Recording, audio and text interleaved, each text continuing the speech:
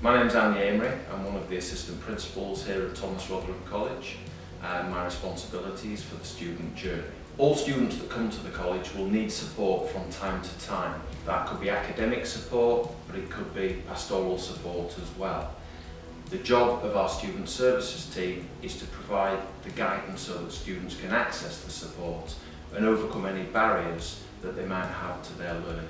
Some of our students will face a financial barrier in trying to access their learning, and so we have a bursary support available to students so that they can access things like free meals, books, necessary equipment, and anything else that is a financial barrier to their learning. Details of eligibility and how to apply for that bursary is available on the college website. All of our students are allocated a progress tutor.